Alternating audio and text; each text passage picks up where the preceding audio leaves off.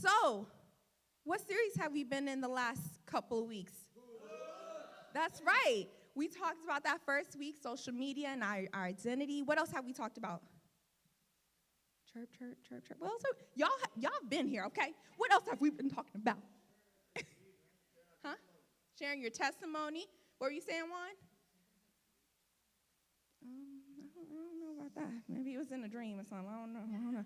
We were talking, but we talked about, not having to be perfect and all that good stuff.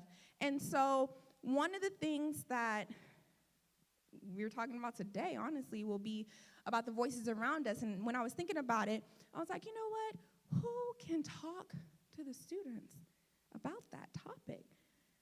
Who could that be? And then I thought about it. My mija. You didn't know who that is.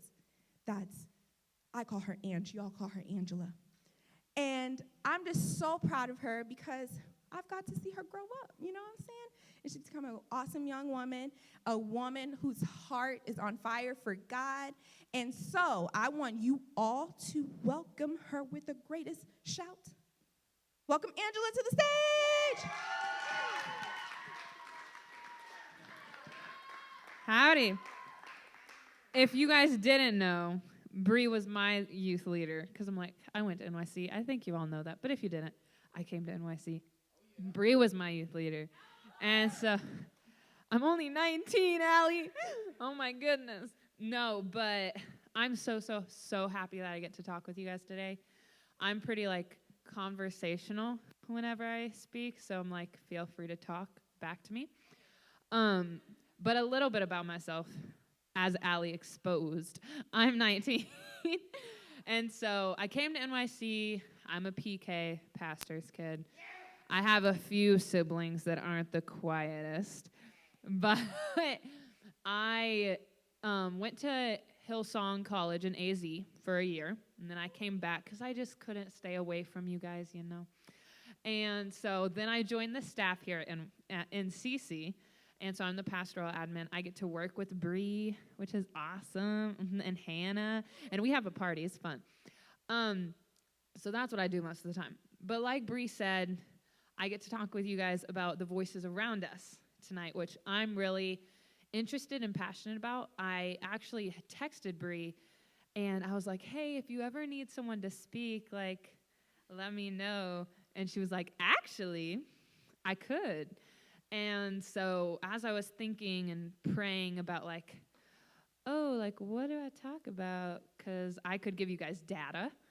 Is anybody data people? Kind of likes the logic of side, or I always think of the persuasive things, you learn in school, pathos and logos and ethos, and I like giving that.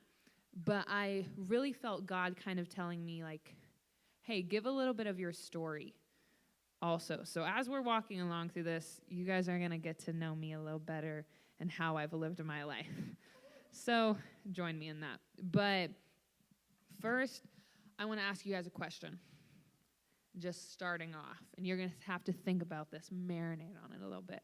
But in your life, whose voice is the loudest right now? The loudest voice in your life. You don't have to answer back out loud, but I was thinking about that because I'm going to start us off in my freshman year of high school, right? So I started off as a freshman, right? A fish. I went to Forney High School. Yeah. I went to Forney High School, right? Well, so I came to school, and are there any freshmen here? Yeah. Were you guys nervous going into school I'm a fish, I'm kind of the youngest? No. I was told to be nervous, but I wasn't completely nervous, I was like, I can make it. It'll be fine. And I got there, and even in the cafeteria, the first day I walked in, it was so loud. Do you ever go into your cafeteria? Ari's like, mm-hmm. You go into your cafeteria, and it's so loud. And I was like, how many people are in this place? And when I came into high school, the voices in my life were doubled or tripled. Because, right, you come here on a Wednesday, you have your leaders. You're trying to listen to God's voice, right? You have your parents' voices. You have your friends. You have your siblings. You have your teachers. There's a million different voices that you're expected to listen to, right? A million different voices screaming for your attention. And I was like, how am I supposed to constantly hear God whenever I have all of these other people that I'm supposed to listen to too, right? You're supposed to listen to your parents. You're supposed to listen to your leaders. You're supposed to listen to your teachers, and you care about your friend's opinion. And there's all of this, and I found it was so difficult to hear God. And I was like, could you just, audible, Angela, right at me? And he wouldn't, because sometimes he's a punk. But he just was never the loudest in your head. And I want to tell you guys, you don't need to feel guilty for God not being the loudest person in your head 24/7. That's okay. He's not going to always be that screaming voice to you. He's not always going to be that person that is 100% of your attention. He's not always going to be that, because we get so easily drowned out by other things. We get so easily confused by other things. And I was looking for Bible verses, and I came across this one, 1 Kings 19:12, right? And it says, after the earthquake, there was a fire, but the Lord was not in the fire. And after the fire, there was a voice, a soft whisper. And so many times in your life, so many times in my life, God has come in a soft whisper. But honestly, freshman year, I can't even remember much of my freshman year because I'm old, Allie, okay? But my freshman year, I was in choir. I think I liked people at that point, so I liked a boy. I was just constantly I had my friends. Allie, I don't know if we were friends at that point, but I had my friends, and I'm Lexus, we weren't friends yet, but I had my people, right? I had my leaders, Bree. I had all of these people in my life, right? And I had homework. And see, I was in the AP classes, the pre-AP classes, and I'm a perfectionist, so I'm a little bit. And I was that kid that if I didn't have straight A's, you'd find me crying in my bedroom, not okay. And I was like, God, how am I supposed to find time for you? I'm not a morning person, so I'm not that person that wakes up at 5 a.m. to talk to God. I'm God, I'll fall asleep. I'll just rest in your presence, And so I never could do that. So I'd wake up, I'd go to school, and I'd come home, and I found so much of my time I was just drifting away from God, and I couldn't hear his voice. And countless times in my life, I've been God told me to do this. God told me I was going to do this. God told me I was going to marry this person. I'm going to do this. And then it wouldn't happen. I'd be so how do I know if God's the one telling me that? Or if that's just my own voice? Or if that's what my friends want from me? How do I identify that? How do I even go about that? And freshman year came and went, and I got to this point, honestly, towards the end of my freshman year, I felt like everybody in my life wanted me to be perfect. And so I was you know what? I'm going to rebel a little bit. I was I've never cussed before. I'm going to start cussing. I'm going to be that. This one friend of mine was honey, boo-boo, who hurt you? What happened? And I was nothing. I'm just tough now. And Lexus was probably she was shocked. But yeah, I got to this point where all of the voices in my head, I finally was fed up. I was I don't care who what my friends want me to be, who the guy I want me to be, my parents want me to be this one way. And I was so different to so many people that I kind of was just I'm going to do whatever I want. So I got to sophomore year, right? Oh, yeah. And so sophomore year rolls around, and my friends have flipped. At that point, I had some really good friends that we were you're going to be my maid of honor, lifetimers, right?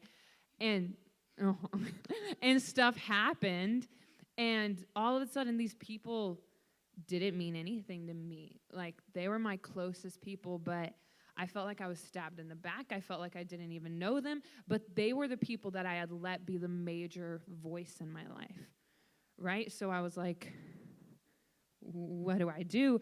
And I had to ask myself, whose voice is the right voice to listen to, right?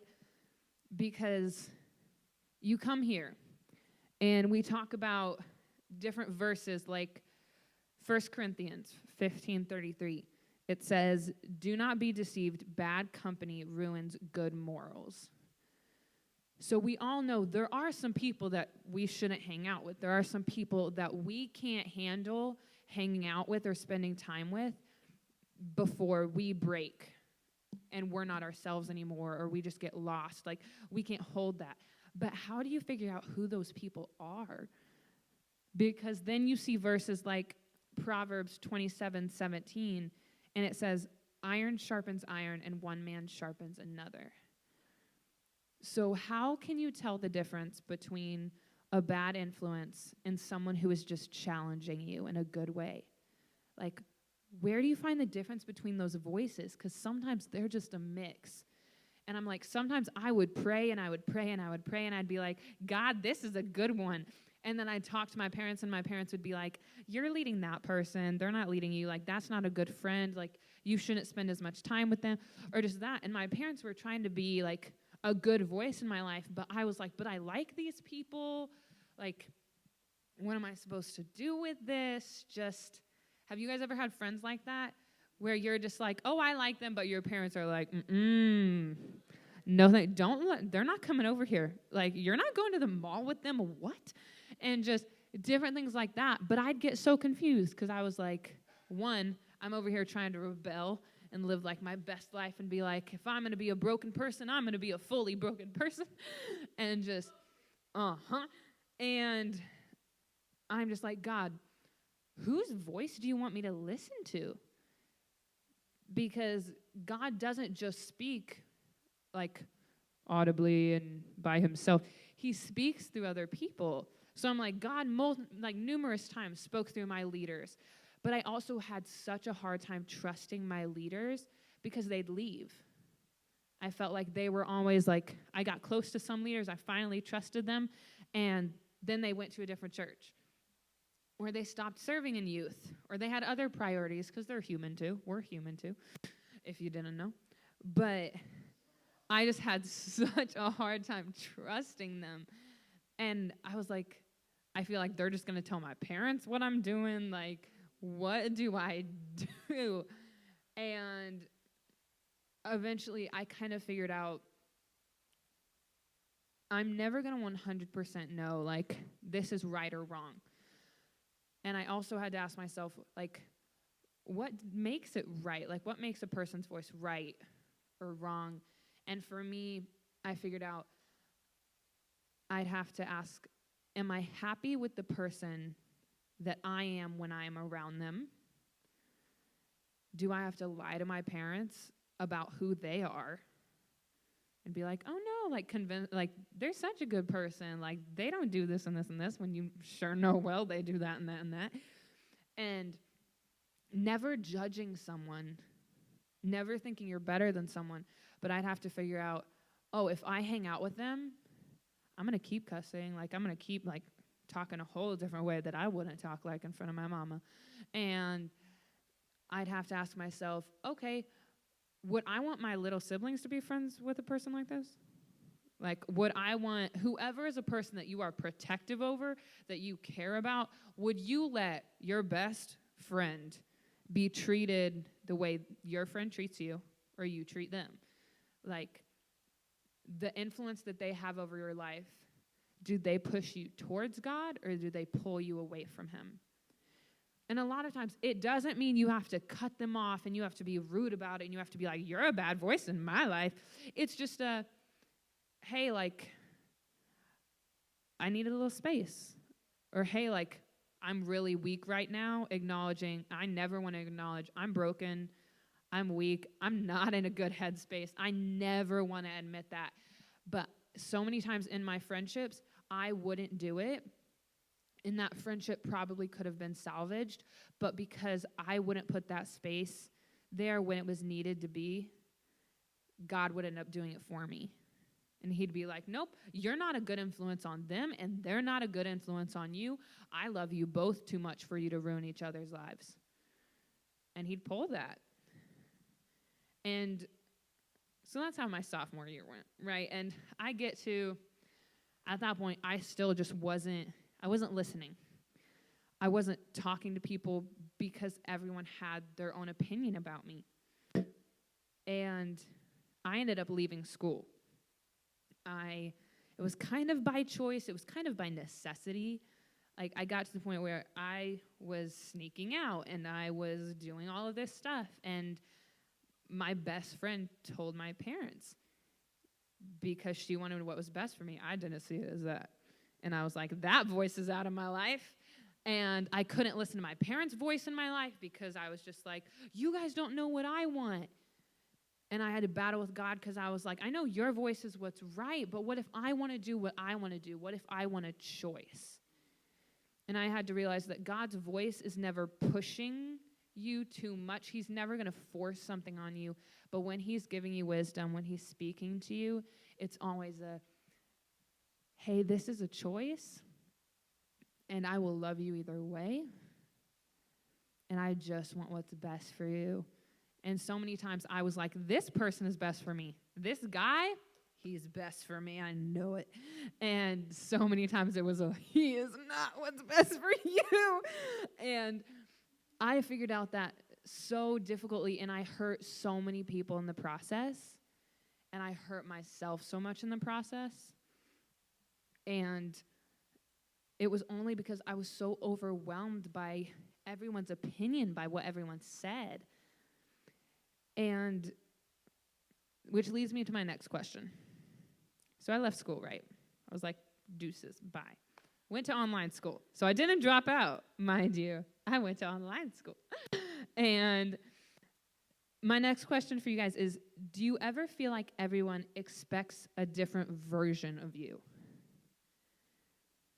Because so many times in life, you can act one way with your parents because you know that's the version of you they love. And I always felt like I can't be the problem child. There's other problem children. Like, I can't be that. Gabriel's like, oh. But I'm like, I couldn't be that. I couldn't be broken. Other people were broken. But with my friends, I was called a goody two-shoes so many times that I was like, I'm not going to be a goody two-shoes. But then with my church friends, I was a leader. I was a student leader at NYC. I was a worship leader at NYC. I had to be good. For other people in my life, so my church friends, I wanted to be good enough for them. And there were all of these voices and opinions of that whole, like, oh, you need to change this about you. And you need to change this about you. And so many times my parents would correct me in love, but I'd be like, why do I have to change everything about me for other people to think I'm okay? For other people to think that I'm a good leader? Why can I not walk around the church barefoot anymore? Like, why can't I do that? Just, why can't I make these decisions that I want to make and other people be happy with them because that's what makes me me? Like, why can't I just do that and do what I want to do? And then other people being like, never change this. Like, you're so good at this. You're so good in this way. Like, you know how your friends are sweet sometimes and they're like, never change.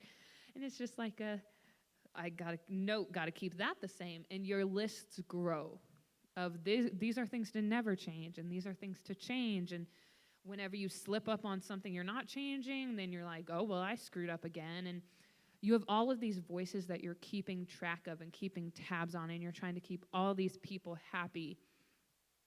And a lot of times they're voices you can't even trust. Because, right, you confide in your friends, and then somebody else walks up to you, and they're like, oh, I heard you did this the other day. And you're like, how did you hear that? And you're like, oh, my friend that I trusted actually told everybody that. And you just feel so stabbed in the back. And that's when I got to that point in my life where I left school and I still was feeling stabbed in the back. I'm like, I kept in contact with two of my school friends, and they ended up deciding that I was bad for their mental health. So then I felt stabbed in the back. I had friends here at church that then there was drama, and I was just like, I'm so confused. And I finally was like, I need someone who legally cannot tell anyone anything. And I asked my parents, I was like, can I see a counselor? And I kept reminding, I'm such a stickler for counselor. I'm seeing the same counselor that I started seeing when I was 16. But like, so she's seen me through a lot. But I really was like, I need someone who I can sit there and tell all of this stuff to, explain how I feel about my parents' voices in my head, explain how I feel like my younger siblings expect this of me, how my older siblings expect this of me, my teachers, like my youth leaders, the pastors in the church, the people that just see me around the church serving, like all of these voices and all of these expectations, like I need someone to take it to, you know? Are you guys ever like that? I'm like, if you don't see a counselor, I'd be like, do it, because it's good. But I just needed that trust. I needed that person that I knew their voice wouldn't push me in a negative direction, and that they wouldn't tell anyone anything. And honestly, she was unbiased because she doesn't know my friends. She doesn't know my family. So it wasn't like, I'm going to talk to my friend, but she knows my other friend. And like, I'm going to talk to my friend about this guy, but she knows him too. If I talk to anybody about this person, or like how I feel like they've done this to me or I've done this to them, if I tell, like, I have done so much in my life that I genuinely have just regretted. Even as I was getting ready to speak tonight, I was like, God, just let me be vulnerable. Like, can I just be vulnerable? And I feel like a lot of times when we talk about the voices that are around us, it's so much pressure. It's talking about the pressure that is put on us. Because sometimes we have so many voices that we lose who we are as a person. Because at that point, I started making these, like my lock screen, normally, not right now, but normally is this list of like, I am a person that is joyful. I'm a person that loves to smile. I'm a person who is this. I'm a person who's this. Because otherwise, I lose myself in people. I'm someone who tends to love people too much to where it gets toxic. I'm someone who tends to get anxious. I'm someone who tends to get lost. And it just gets chaos because I care so much about everyone else's voice. And sometimes I feel like I can't shut it up. Like I can't shut my brain up. Even I notice, like, I don't want to post this on social media because then people will think I'm that kind of girl. Or like, I don't want to tell people this because then they'll assume that about me. And just, I think that even how we've talked about sharing our testimony, like through this series, it gets affected by the voices around us. It gets affected by the people around us. And you may tell your testimony one way to one person because you don't want them to know about that one thing you did, even though they might have done that one thing before and need that. From like when I share my testimony, there are a few parts that I'm like, I don't want to tell someone that. Like, I don't want to communicate that. But even I was talking to my roommate, because I have a roommate, her name's Xiomara. She's awesome. But like, I was talking to her the other day, and she was just talking me through like how she and her boyfriend got together, like their situation, everything. And she shared one thing, and she was like, I honestly feel like I'm going to be judged over that. And I was like, no, I've done that before. Like, I've been there. And sometimes I'll be talking to people, and I'll tell them part of my testimony, and they'll be like, no, you didn't. Like, yeah, I did. Like, I'm a pretty broken person, if you know what I mean. But that was 2019, so leading up to COVID. And 2019, I tend to call the worst year of my life. Because in that year, I feel like I lost all my friends. I lost all the people that I really loved and cared about. I turned my back on people. Like, I hurt people, and sometimes it's hard to admit that you hurt people. Where I'm like, I tell people, I'm like, I hurt people. I hate it, but I did. And I think, oh snap, like, I was a bad voice in other people's head. Like, I was that to some people, just like some people were that to me. And then 2020 happened. And I feel like God cut all the voices off. And that's kind of my last question for you guys is, what do you do when voices are cut off? When they're cut out? We live all of our lives consumed by these voices. In our head, outside, people say things that they don't even know hurts, but that we live with for the rest of our lives. So what do you do whenever God is finally like, you know what? For your greater good, so you can grow, so you can be happy, there's going to be silence. And you just have to sit. And you have nights where, like, you're not talking to anybody and you feel lonely, but at the time, like, you start missing all of the voices that were stressing you out in the first place, because it was easier to identify as someone when everybody else was telling you who to be. It was easier to be that person that everyone else expected you to be all of the different versions of yourself, than to notice, I don't know who the heck I am. I don't know who I am. I'm like, I look back and I'm like, never in my life would I have thought that I would have had sex before I got married. Never in my life would I have thought that I would have cheated on someone. Never in my life would I have thought that I would have hurt as many people as I did, as lied as many times as I even cussed. Like, never in my life did I picture me. And I'm like, 8-year-old Angela would look at me and she'd be like, oh, you look happy. And I'd be like, it's going to be okay. But you notice I've done all of these things. And so now I tie them to my identity, so I feel hopeless. Because I still don't, it's easier to be that person, to be all of my mistakes, than to try and figure out who the heck I am. To try to find that in God and go back to him and be like, build me back up, please. And I got to 2020, and even I had very few people that through everything I was like, they're going to be in it forever. They're going to be my forever people. Like, very, very few, like 1 or 2. And even in that, they left. And they were gone. And I was a mess. And I was in a house with my family. I have 7 siblings, for the record. I was in a house with my younger siblings, and I was going through this mental state and this anxiety, and I was in this room where I could see, like, things had happened in my room, and I was stuck in my room. And I was like, I've done things in this room, things have happened in this room where I cannot get away from this. And God put me in this solitude because he was like, now you can hear my whisper. Now you can hear my voice.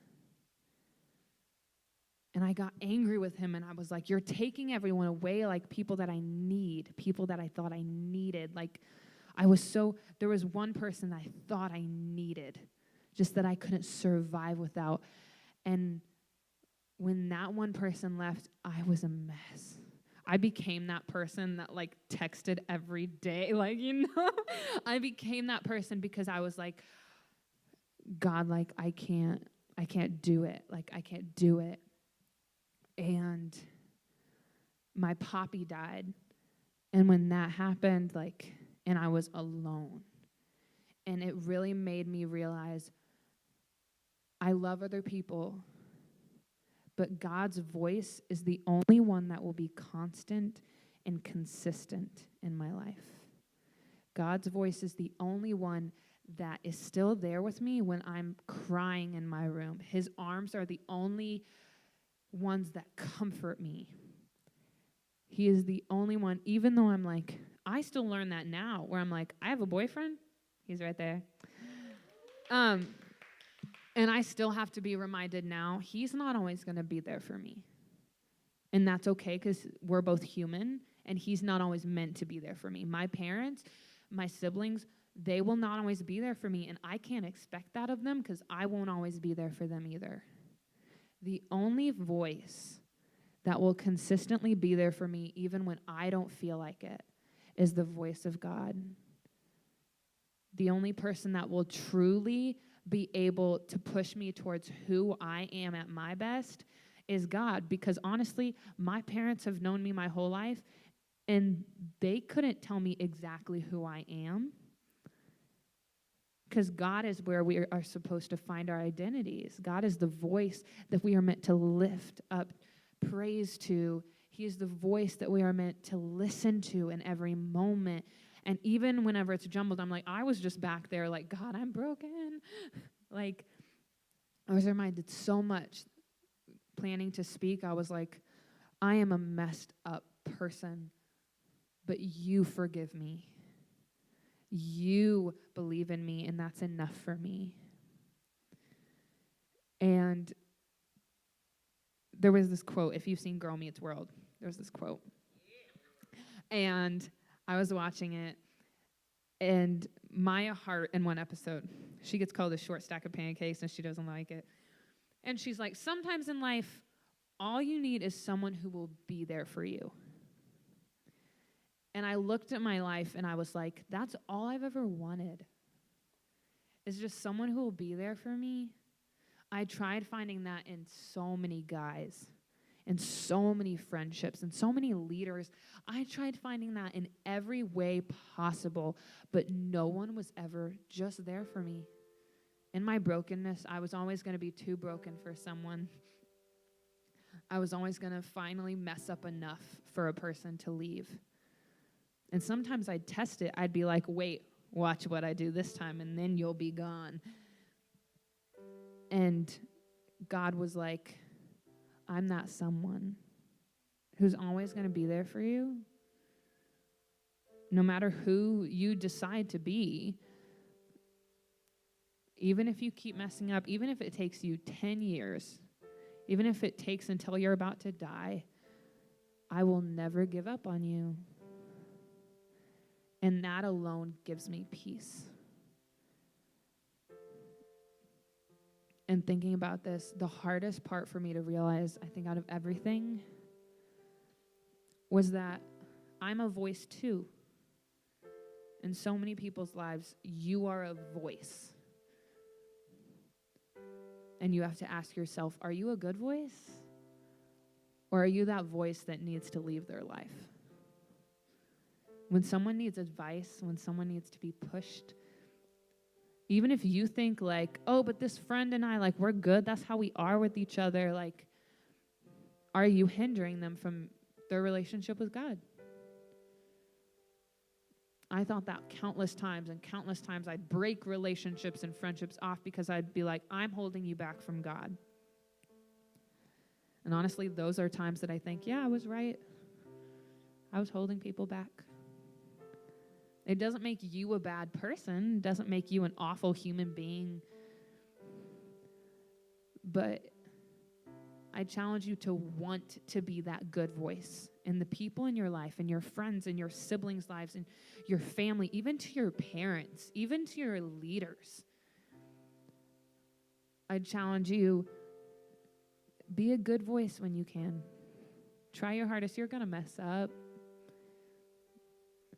But God's voice is always the best, and you'll never get to that level. So don't try to be perfect. But always try your hardest for the people that you love. And remember to love yourself enough too to care about the voices that you allow in your life.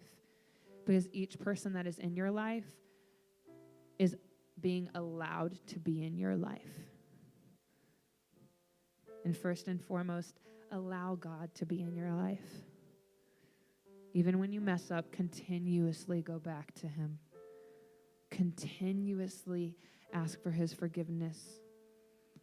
And let him show you that you will never mess up too much for him. Even though you'll mess up too much for people, let him remind you that you will never mess up too much for him. I'm going to pray over us real quick. So if you guys can bow your heads, close your eyes. Jesus, I thank you so much for each person in this room, God. I thank you for being here with us, God. I thank you for this opportunity that I've gotten to speak, Lord, and you speaking through me. Jesus, I pray that we will exit this room and learn from you, Lord. I pray that we will exit this room and that you will eat at us, God, that different things that were spoken, Jesus, that they'll just eat at us, Lord, until we are changed, until we are different. God, I pray that we will listen to your voice, that in times you will scream at us, but whenever it is a whisper, God, that we will make time for you, Lord, even in our imperfections, even in our brokenness. Lord, I pray that you will just continuously chase after us, continuously surprise us, continuously remind us of your presence, of your peace, of your joy, Lord. I pray that each person in this room will know your presence and know your love.